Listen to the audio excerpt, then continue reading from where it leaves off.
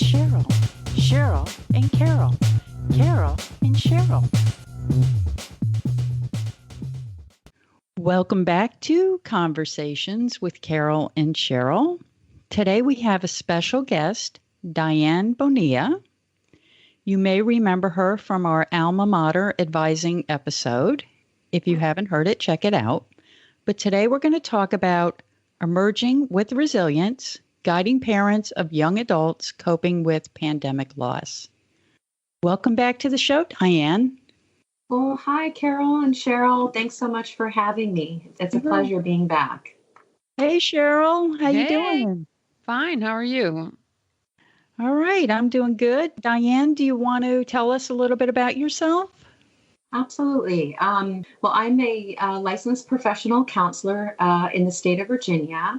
I have been in the mental health field doing counseling for a little over 25 years.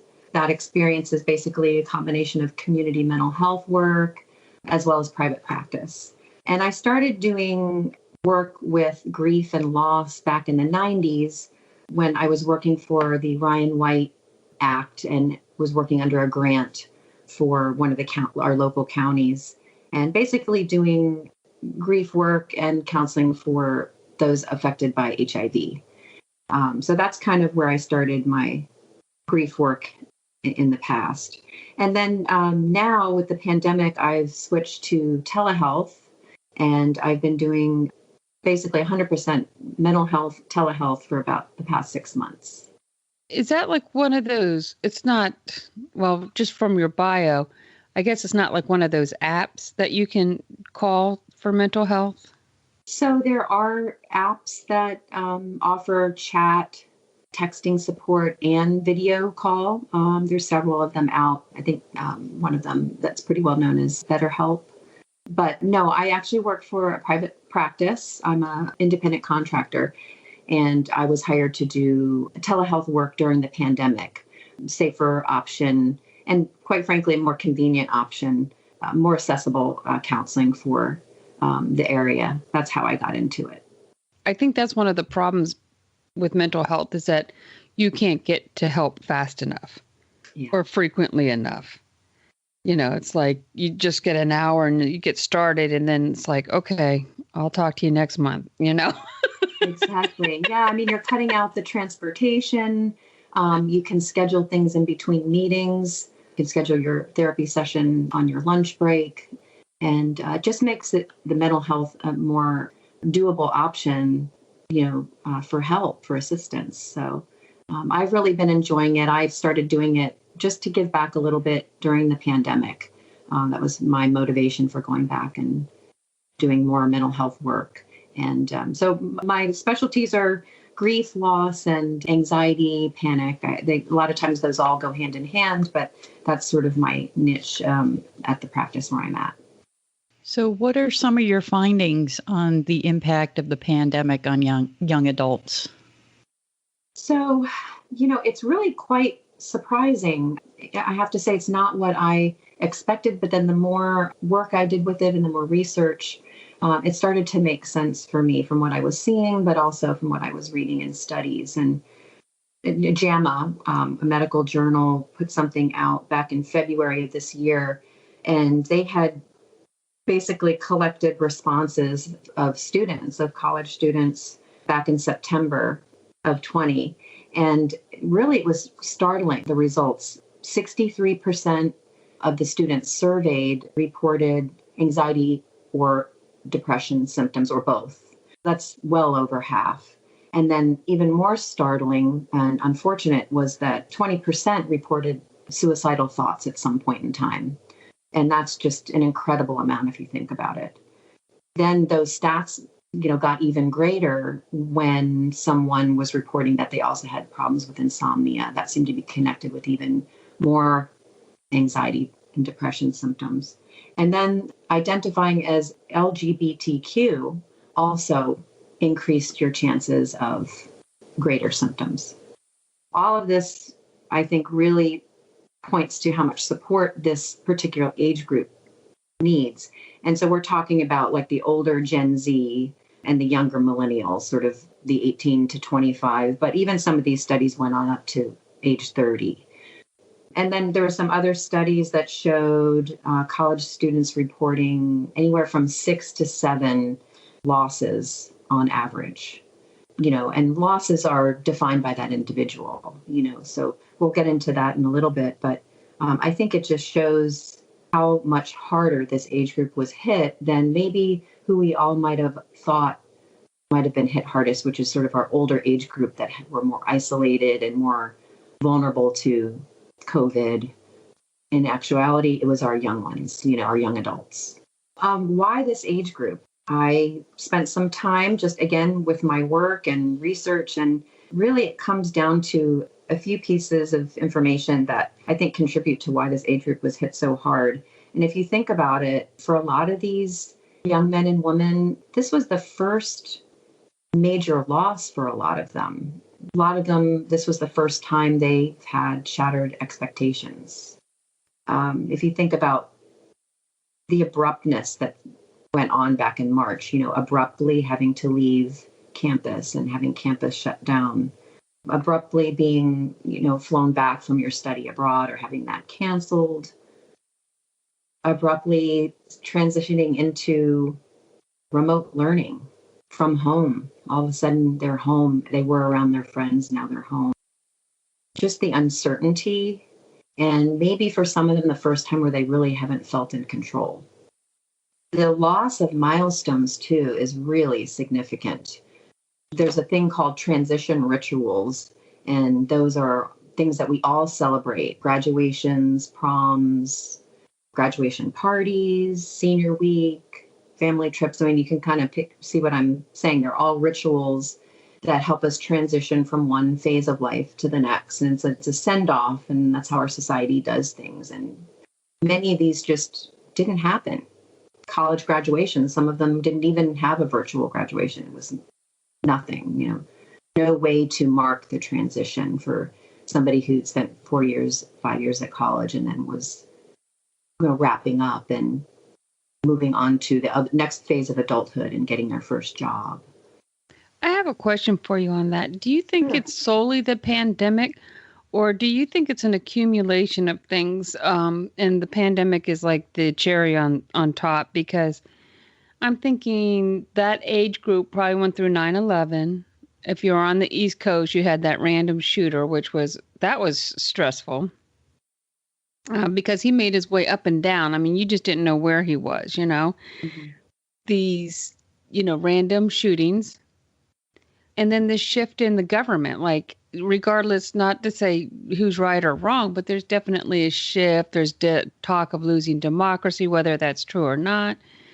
It's a scary time. So are these studies focused just on the pandemic, or is it an accumulation of things? So the studies I mentioned were strictly based on how college students were feeling. It was a self-report, how they were feeling during the pandemic. And for some of them, the causes could be a combination of accumulated trauma, trauma from some of the things you've mentioned, in addition to the pandemic.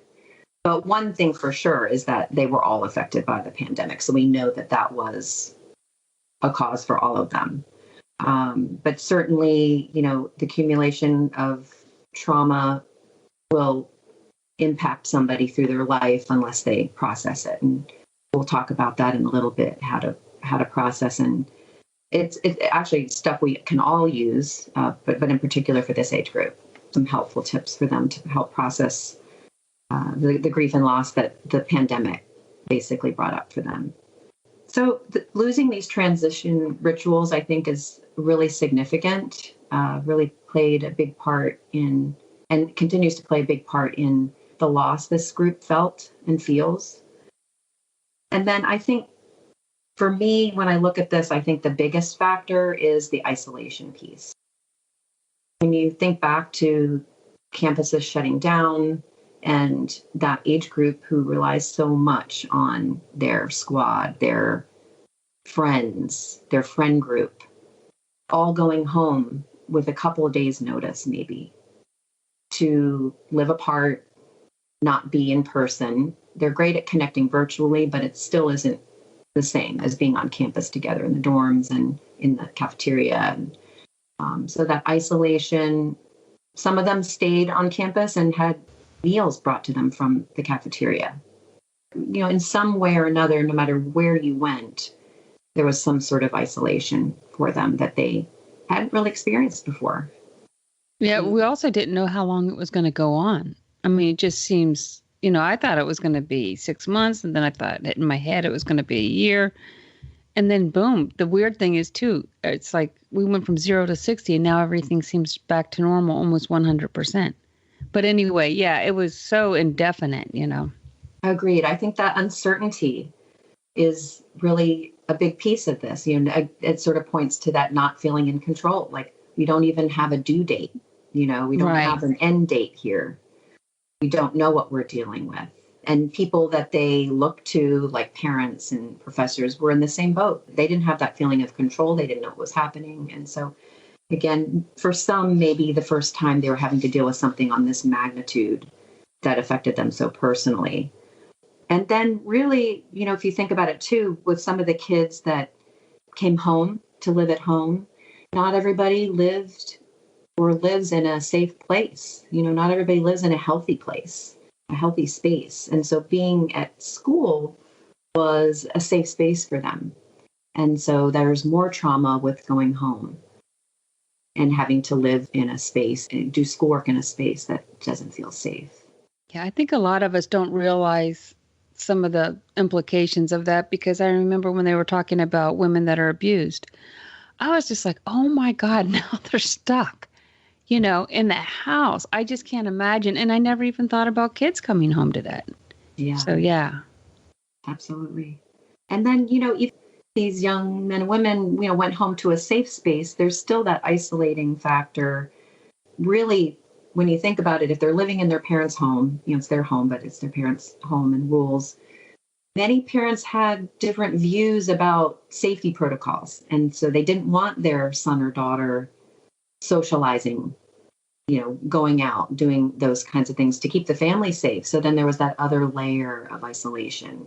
Like now I'm home and I can't even see people that are here at home because I need to be safe for my family. So not everybody experienced that, but there are many that did.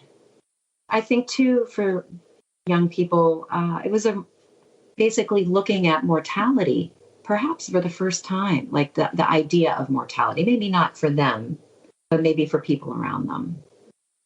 And that's not something that any of us like to think about, but when you're young like that, you're not thinking about that. That's for sure. I had those thoughts of, what would I do if I lost one of my kids? I live in fear. So I was just like, what would I do if I lost one of my kids to this? And to have to contemplate that. So, yeah. Like you hear these reports, they had a cough on Tuesday, Wednesday afternoon, they were dead.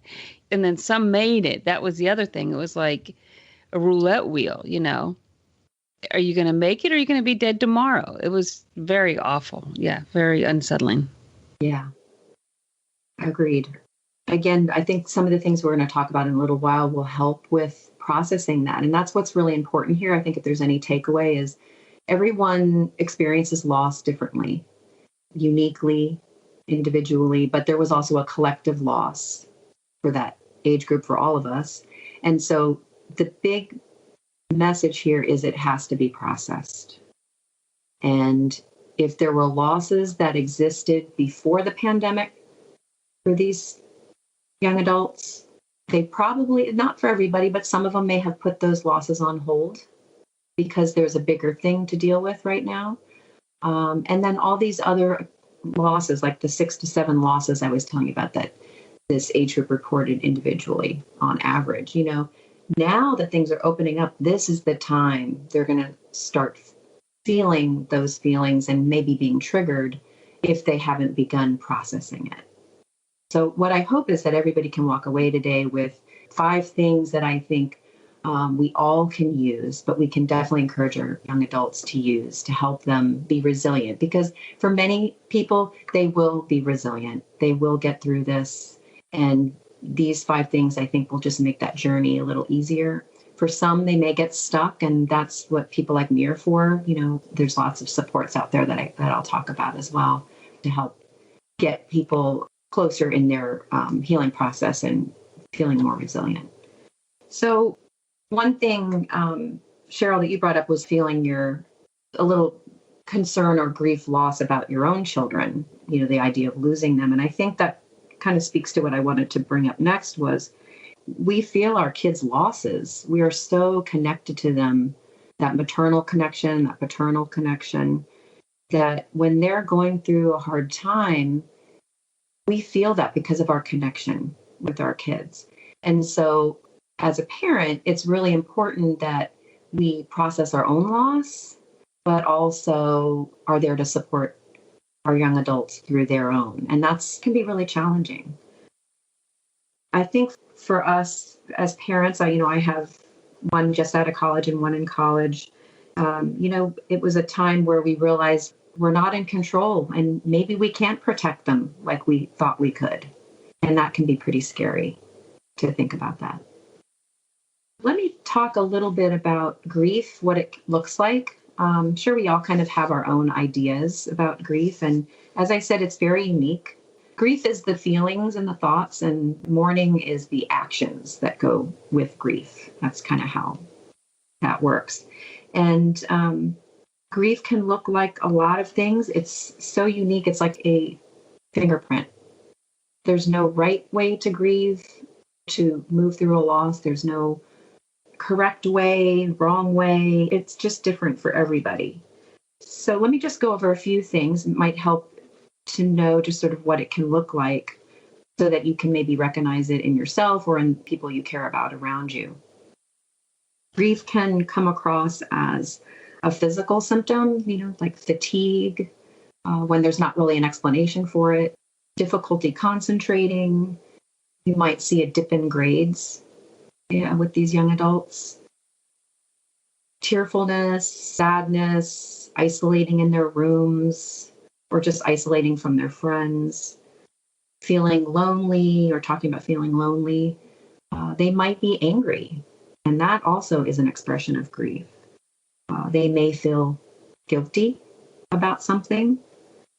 They might question their faith through this process. For some, you might see acting out, your son or daughter best. And, if you see a change in behavior in some way, even as a young adult, that can also be them struggling with loss as well. And then, the insomnia, sleep issues, oversleeping, not sleeping enough, waking up in the middle of the night. Those all can be red flags that someone is struggling with grief. And then finally, just anxiety, panic, fear, worry. Those are all things that can be triggered by grief. So I think it's just important to be aware of that. If you see that, then it's important that person or you yourself have time to process that, to move those feelings through so that you can work through your grief rather than have it hold you back. Does panic and anxiety stem from trauma, or can you just be wired that way to have anxiety and depression? Depression and anxiety, they can be neurobiological. They can be environmental. They can be from trauma. All these symptoms can overlap. Trauma can accumulate and cause bigger trauma, like little trauma can accumulate to cause a bigger trauma. And that can develop into depression, anxiety, panic. And there is a neurological change that happens when someone experiences trauma. That's probably another podcast, though. Let's talk about this. Why am I sad when I should be happy? That is a question I think that a lot of us are facing right now. We're getting our vaccines. Things are opening up. We're seeing people. We're hugging people. We're seeing our friends, going back to church, going to the stores. Life is starting to get back to normal. It's not 100% normal, but it's starting to get back to normal. So why, if this sentence resonates with you, maybe this will help. Why am I sad when I should be happy? And I think that it goes back to what I said about grief. Now that things are kind of getting back to normal, your body and your mind, your emotions, they know now that you can tend to them. It's time to process your pandemic loss. It's time to process how it affected you. If you don't do that, it will get stuck and there'll be consequences, anxiety, panic, depression. It can affect your relationships. It's just really important to process loss. And there is no one special way to do that. It's just like grief. Everybody's going to be different how they do that. So the tools that I speak about in just a moment, if there's one that resonates with you, then use that one. If you think it will resonate with your son or daughter, bring it up, talk about it. So again, it's unique. There's not one way to go from here. Diane, do you think we should have a transition ritual for the pandemic? I love that. I think it can be really unique too to each person, having some kind of ritual that helps them transition into normalcy again and sort of says goodbye to some of the things that were part of the pandemic and just part of the grief process. Grief expression basically is what that is. And I think that's really, parents can definitely take a role in that. So, Carol, I think what you bring up is one of the 5 things that I'm going to mention, and it's actually the last thing, and maybe one of the most important things, and that's reconciling our losses. And we can definitely help our adult children do that, and we can do that ourselves, and I'll give you some more details in a moment.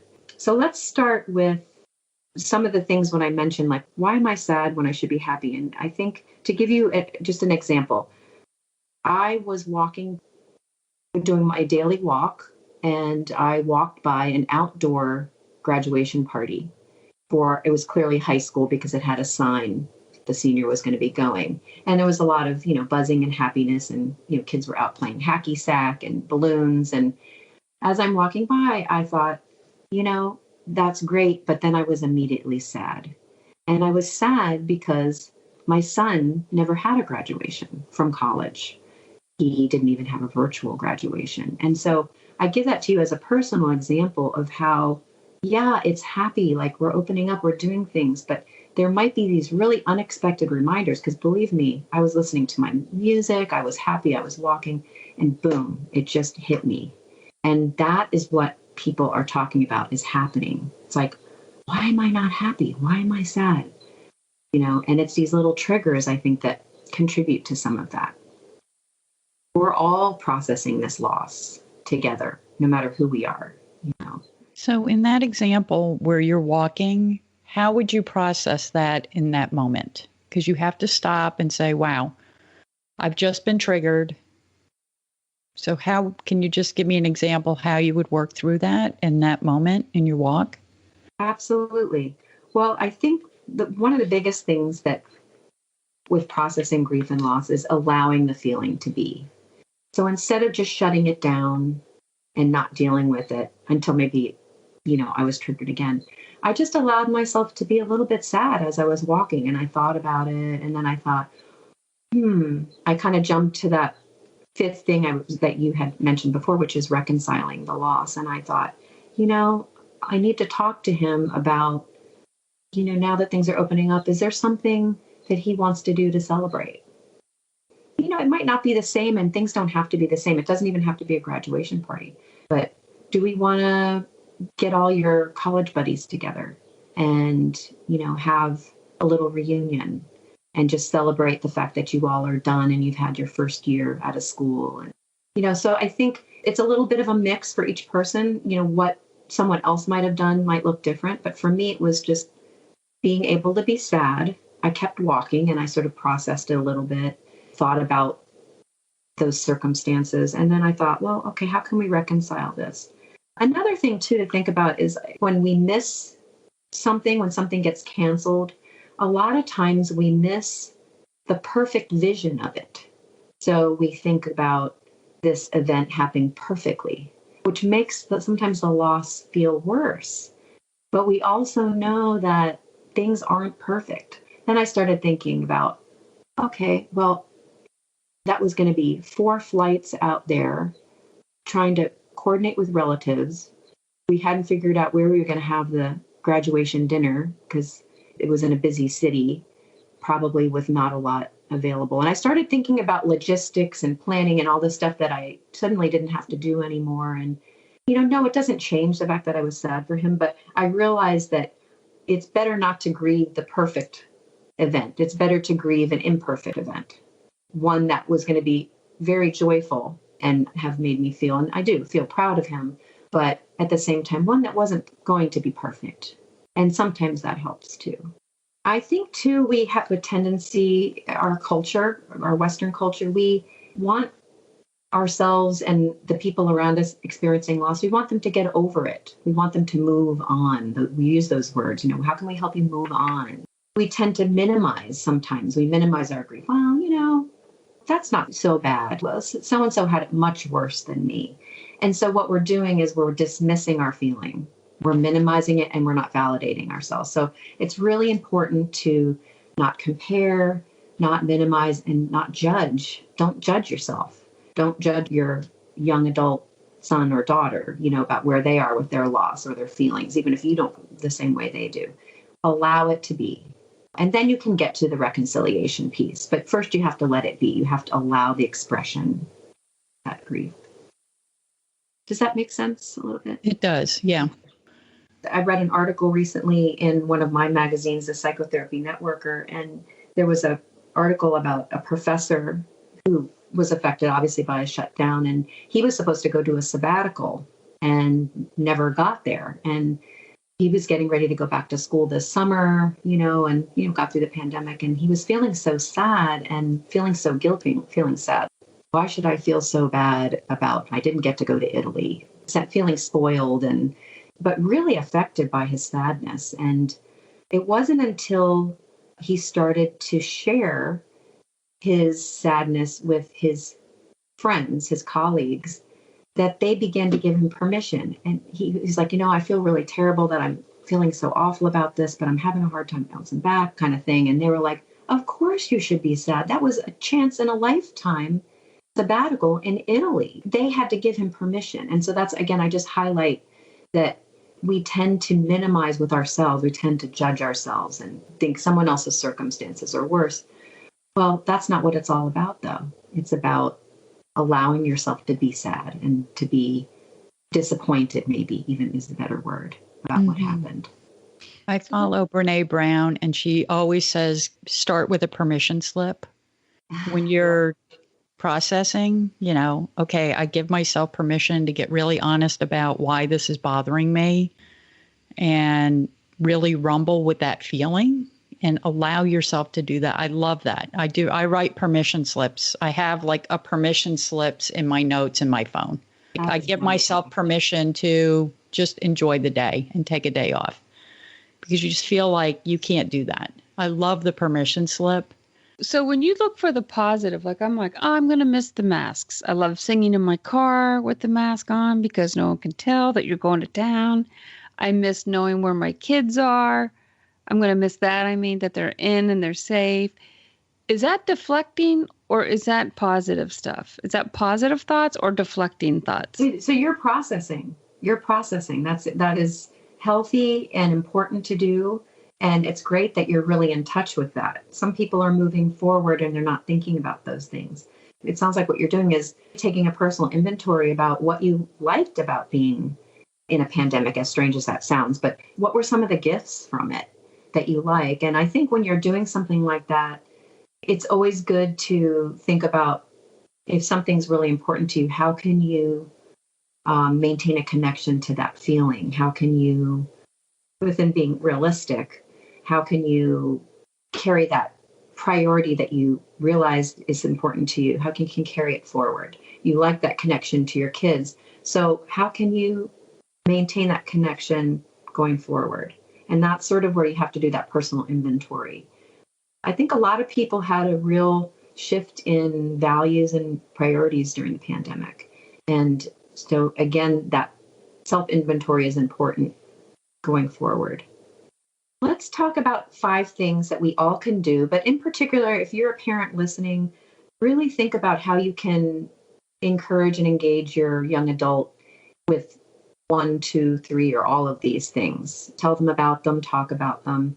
But by all means, use them yourself as well to help you through resiliency, to help you through, opening up, into a new normalcy and leaving behind some of the pandemic.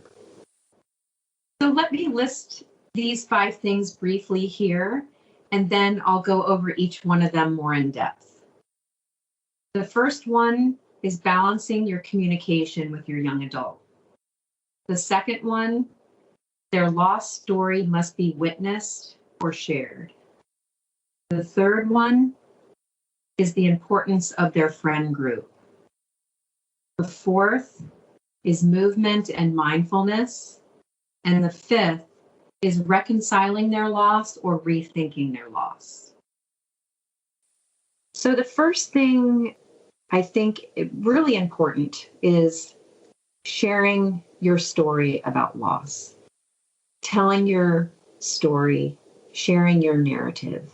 It is going to be so unique, and it is so important not to judge yourself when you're telling your story. And there are many ways to tell your story. Like in the example with the professor that I mentioned a few moments ago, he started to share his loss with his friends. And that really was a shift for him once he started sharing, getting that validation. It was a shift in his grief process. He began to accept that it was okay to be sad, but also shift towards next steps. So again, that sharing is important. When you think about your 18 to 25, even on up to 30-year-old, how important connecting to their friends is, that's a perfect group to share their lost story with. It may not be with everyone. Maybe there's that one friend they have that they can go deep with. That's the friend to share their story with a little bit.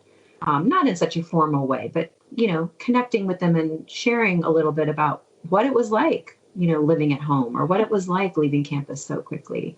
What is it like now, things opening up again and possibly coming back to campus or starting your first job, in the young adult world. Basically, I think it helps people understand that while their loss is unique, there's also that collective loss. They're not alone. This loss is universal. And that's so important going forward, that people not feel lonely and feel like this just happened to them. One thing I do want to say for the individual who maybe is more private and maybe doesn't want to do that, that's okay. As you recall, grief is very different for people. These are just suggestions. One way to maybe do that, to share, might be to journal. So if somebody doesn't feel comfortable or isn't at that level with their friends, tends to be more private, then journal, write about it. It can stay right in the journal. They can journal about it and share it. If they have a therapist, share it with their therapist. They can read it out loud with their dog sitting in the room. I mean, there's lots of ways to do it. So it doesn't have to be so public or outward if they're not comfortable with that. So that would be number one, telling your story, share your narrative. Number two, I think I touched on it a little bit, and that's connecting with your friend group. So important for 18 to 24, 25-year-olds on up to 30 to connect with their friend group, to connect in person if they can, if they feel safe doing that now. For many of them, they went home from school, and think about it, they're all from different places. They're not living down the street. So if there's some way you as a parent can encourage them to make that connection, maybe it's talking about a road trip. Is there someone you want to invite to stay here for the week that you can connect with and do some fun stuff here in your hometown, share your hometown with them? I mean, I'm just giving you examples. Your son or daughter, but the connection is so important. Attending a reunion, that's going to be happening in the fall. A lot of reunions, homecomings for high school, for college. Encourage them to go. There can be some anxiety with reconnecting when you haven't been with people in a long time, but it's so worth it for them to feel that support because their friends get them. Okay, the third thing. You've probably been hearing a lot about this just in social media and everywhere, but mindfulness and movement. And I could probably do a whole another podcast on mindfulness, but I'm just going to really touch on that and just to highlight the importance of mindfulness in grief recovery and resiliency and in movement. So mindfulness really means, if I want to be really simplified about it, it means being in the present moment. And it's really something that's purposeful and so important. It's not going to really change your situation, but it's going to help you manage it better. If you can find time in your day to be purposefully mindful and present. So if you're not used to doing this, one good way to do it is there's an exercise called 5, 4, 3, 2, 1. You can do it on a walk. You can do it sitting in your backyard, on your balcony, wherever you are. You can spend as much time with it, or you can do it in 2 minutes. But any amount of time devoted to mindfulness on a daily basis is really going to be helpful in processing feelings. So what you do, 5 would be on your walk, let's say, you look for 5 things that you see, and you can just look for them. You might want to look for things in nature that if you're on a walk, and just observe them, observe their color, what do they look like? Just have some thoughts about 5 different things as you're walking that you see. And then 4 would be 4 things that you can touch. And so that would be the wind is blowing in your face. How does the wind feel? Is it crisp and cool? Is it a humid day? Just sort of really indulge in your 5 senses. So 5 things you see, 4 things you touch, 3 things you hear. And maybe challenge yourself, since we all kind of go out and we can hear birds and cicadas. Maybe, depending on where you live with the cicadas, challenge yourself and try to listen for things that aren't in your normal day-to-day. 2 would be 2 things that you smell, and they can be good smells. They can be not so good smells. And then 1 is 1 thing you taste. And I always save that when I 5, 4, 3, 2, 1 on a walk. I save that for my hydration. When I come back, I really try to enjoy whatever it is I'm drinking, my water with cucumber, my water with lemon, and just really indulge your senses. If you can do that at your desk or on a walk almost every day, that is practicing mindfulness. It's being in the moment. And it's a real good way to just reset and ground yourself so that when grief feelings come up, you just feel a little bit more able to manage them. So that's sort of mindfulness in a really quick instruction. The other thing is movement.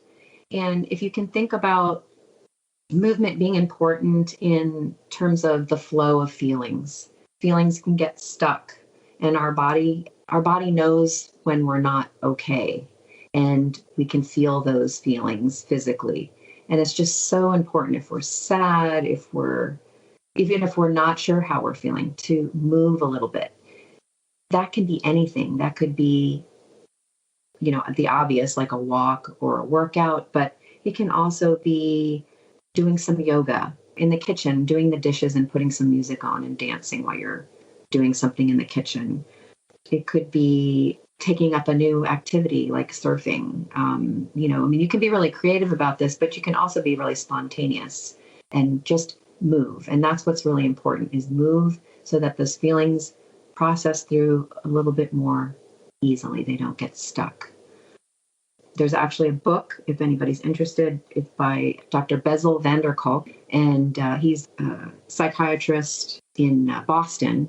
He has a trauma research center, and he has a book out called The Body Keeps the Score.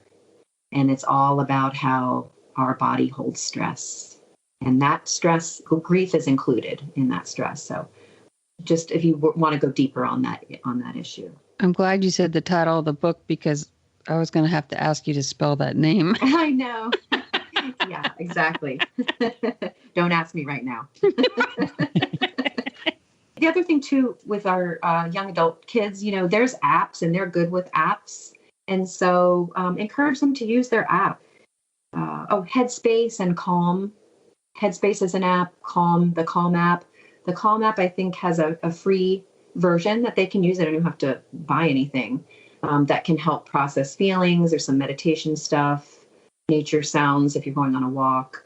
Headspace also has a lot of information and has a free trial. And also, I think they have a student discount at Headspace. So if your young adult is still in school, that's something maybe they can take advantage of. So again, mindfulness and movement, that would be the third and as important as the other two that I've mentioned. So telling your story, connecting with your friends, mindfulness and movement. Those are your top three there. The fourth thing, which I think for us as parents is really more on us rather than them, is to try and balance your communication with them. Keep your communication open, be available, but also recognize that they need space. They're adults. They need to work through this stuff too. So if you can try to find that very delicate balance for some on being available, on asking them, how are you today? Not just how are you, because you're probably going to get a very general response, but how are you today, right now? How are you doing? How are you doing living at home? What has it been like for you the past 6 months? Or be specific. Check in with them and text them. If they're better on text, go for it. Text them, especially if they're not living with you. If they do better on texting than phone call, which I think a lot of them do, then that's an option. But I think as parents, we really need to keep the communication open with them. Part of that, too, is going to be us managing our own grief and loss so that we can be available. Lastly, which, Carol, you've been in connections to, which is the reconciliation, reconciling your loss. And I think that's the last step. And probably they're all important, but this step is so significant in healing and rethinking your loss. And really, it's about making meaning out of your experience, finding some meaning. David Kessler is a therapist who does a lot of grief and loss work. Some of you may have heard of him before. Mm-hmm. And he actually has a book out called Finding Meaning, the Sixth Stage of Grief and Loss, I believe is the title. And he talks a lot about meaning with different kinds of losses. And it's a good book. You can kind of flip to the type of loss that you want to. You know, you don't have to read it cover to cover. But he talks a lot about rethinking your loss. You know, one thing you can ask yourself is, and maybe, you know, talk with your young adult about it as well, as, you know, how am I different today? How have I improved myself? How would things be different today for me? How would I be different as a person if I didn't have this loss? Just start exploring that. And I think, Cheryl, you were talking a little bit about things you're going to miss, you know, and so part of reconciliation for you would be, you know, that's something you've discovered you really want as part of your life, that connection to your kids. You know, I think there was another thing you mentioned that you were. Oh, the mask. I'm going to miss the mask. Oh, the mask. My OCD self is going to miss it. So it's just sort of, how can you, as we begin to return to normal, how can we reconcile this loss, knowing that we have this priority of wanting to be connected with family? I think one big thing a lot of people have told me is they love that their kids have been home and they have family dinners. Mm-hmm. So how can you connect going forward? This loss has enabled you to have some wisdom about your priorities. And so that would be an example of finding meaning, you know, and reconciling your loss. We talked about my experience walking past the graduation party. Reconciliation for my family might be, you know, how can we help our son feel proud of his accomplishment? How can we help him transition to next steps since he didn't get those celebrations? So these are just examples what reconciliation means. It's just rethinking your loss once you've had time to process it. And it really kind of comes after you've done a lot of the processing first. Did you guys have any thoughts about that? Or I didn't realize the movement helped with your thoughts. I feel like a lot of times very stuck. I felt like I had a lot of more creative thoughts, you know, processing things differently before. And I thought it was just me losing my creativity. But I think it's lack of movement for me during this process. I feel like I get like this mental block. When I start to think about something, I can only literally go so far with it. Right. And I can tell the movement. I didn't realize that was part of it. Well, some of my best creative moments have been on walks, and I really believe that's because I'm moving. This I always found really helpful to think of it on a real primitive level with movement and feelings and maybe anxiety or just whatever it is that's affecting you. I don't know if you guys have pets, but if you have a dog, let's say, and they're scared, maybe fireworks have gone off. After the trigger, the stressor is removed, guess what you see? They're shaking, they're trembling. And I know, like with our dog, it's very rhythmic shaking. It's this tremor, and then he's fine, and then a tremor. And it seems to wind down maybe after half an hour. And it's his body's way of processing that adrenaline, And so if you can think of it that way, that when you move, you're helping your body sort of work through the hormones, the stress hormones, the feelings, all of that, it'll just make it easier for you to have a thought process about your loss as well. That's good to know. That would be the one thing that would get me walking. And also the 5 tips that you gave, because when I go for walks and I'm trying to be mindful, I'm like, okay, be mindful. I see the brown fence. It's brown. It's wood. and it's like really forced. So anyway, those tips are good. I've been doing, I don't know if I'm saying it right, transcendental meditation lately. Transcendental? Is it transcendental? Transcendental? Yes. Okay. Yeah, that. I'm trying to do it twice a day, but I've done it probably less than 2 handfuls, but more than 1. So, and my son got me into that. That's wonderful. Yeah, and he's been trying to do it twice a day. So that's good. That's wonderful. I mean, the thing about mindfulness is, again, getting you to be in the here and now. So if you can think of your brain as a muscle, and when you're doing mindfulness, you're working it out, because what happens to all of us when we do mindfulness is our thoughts wander, and that's normal. It's okay. The skill is catching yourself in those thoughts. That's what happens. We start to think of one thing and that triggers another thing, and we're down this whole other road. Catch yourself and bring yourself back to the here and now. Like if you're doing that 5, 4, 3, 2, 1. Oh yeah, I've been doing that, and I'm off in some other planning something, and I got to bring myself to wait. I'm still doing smells, And so it's an exercise, but having to pull yourself back is not failure. That means you're actually exercising your muscle, your mindfulness muscle. It's great practice for just being present and for helping you with life, for helping you with stress management. Well, that's good to know that that's okay to do that, because sometimes I just give up because of that.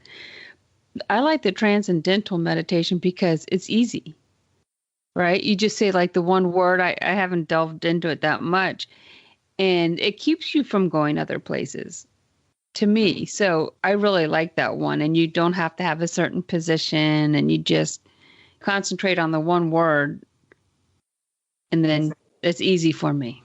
Yeah, I mean, I think it's a very individual thing, what people like to do, and I think it has a lot to do with lifestyle. Somebody is a walker, then doing the 5, 4, 3, 2, 1 can be 10 minutes of your walk. I think the big thing is building something in that you're going to keep doing.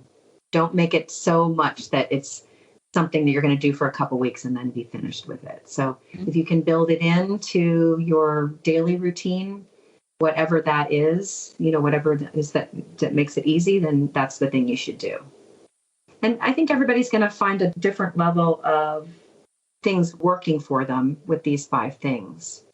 There may be one that really works, and that's maybe the one that they want to put their effort and energy into.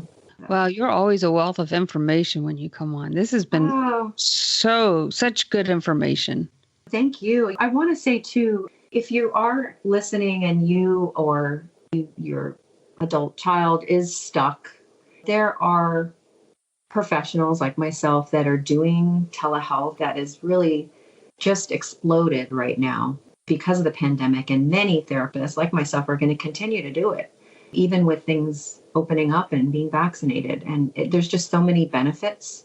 And I mean, not everybody is a candidate, but most people are. I mean, if you're really struggling, sometimes the in-person is better. But I think it's a great tool. It's convenient.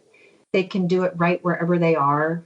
And so just to keep that in mind, if you feel like you're stuck and you need some professional help to help you move through this more easily, then think about a therapist for you or your adult child. So I'll give you a few other resources. Grief.com is David Kessler's website. And we didn't really touch on this, but and he covers all sorts of grief. But, you know, some of these young adults are also dealing with the loss of a person from COVID, or not from COVID, but a loss of a person during this time. And so grief.com has so many resources. There's little videos on there, there's blogs, and there's a list of professionals that do grief counseling. I just find it's a wealth of information. And so it's a good place to start for somebody who thinks they might need something more. Psychology Today is also a resource. There are therapists that list their expertise on there. And so it's a good way to find someone that you feel like you can connect with. I have a video intro on there, and they encourage us to do like a video so that you kind of get a feel for what the therapist is like. So I find that a nice tool. It's better than just like reading something, you know, with a. So this is psychologytoday.com? Mm-hmm. Okay. Psychologytoday.com, right. For those that are struggling with a lot of anxiety as a result of the pandemic, as a result of maybe their grief, there's podcasts. And I think this age group likes podcasts. One that I really like for anxiety is The Anxiety Guy.